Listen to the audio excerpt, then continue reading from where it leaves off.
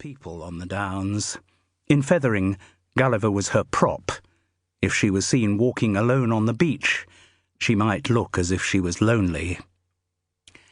She had parked the Renault on the outskirts of Weldisham, a village on the foothills of the South Downs that looked from the outside as though it hadn't changed much since the days when Agatha Christie might have set a murder there. The squat tower of a Saxon church rose above the naked trees.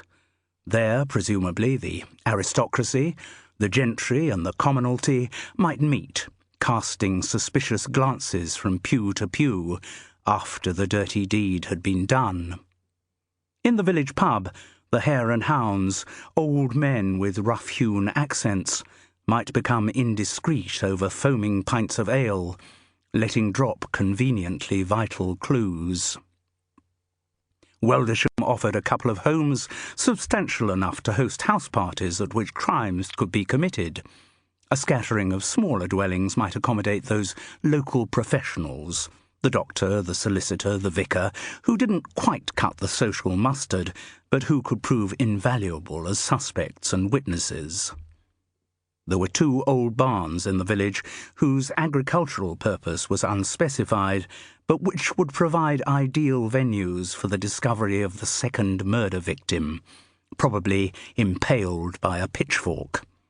And then there were small, flint-faced cottages to house the peasantry, the farm workers, the gardeners, and the wheelwright, one of whose quaint dialect testimony would provide the final piece of the jigsaw, allowing the visiting sleuth to bring another malefactor to the unforgiving justice of the scaffold.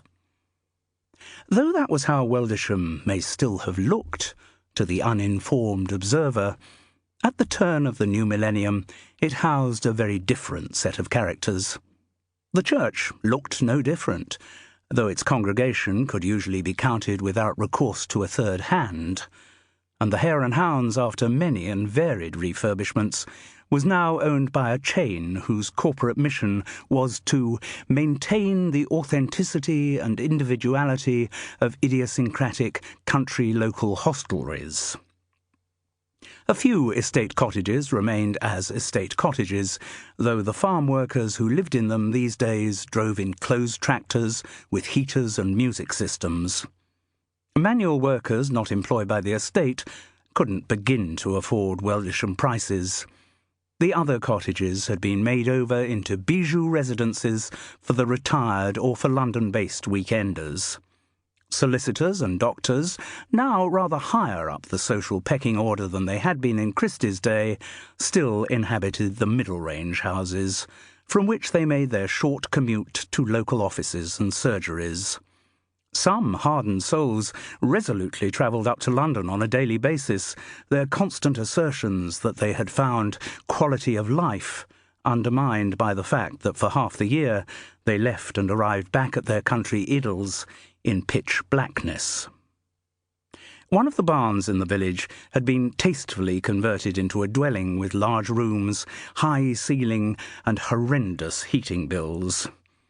The other, whose mangy thatch slid slowly from broken-backed rafters, remained unconverted and was the subject of continual planning applications, but each approach ended the same way. The village committee pointed out that the building was inaccessible behind other houses, and its residential use would necessitate the construction of a new road in Weldisham, which was bound to cause disruption to existing homeowners. The barn was also too close to other dwellings. Its use as a residential property could only cause a nuisance. So, despite the repeated efforts of the estate and a sequence of developers who recognised its huge financial potential, the village committee stood firm.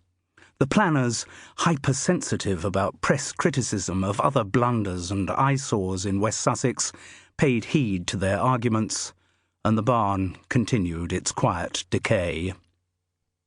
Had it had a more visible profile in Weldisham, local people might have felt differently, but the barn had been built in a dip behind a row of houses, and visitors to the perfect downland village were completely unaware of its dilapidated existence. And of the 2 seriously big properties, one remained in private ownership, while the other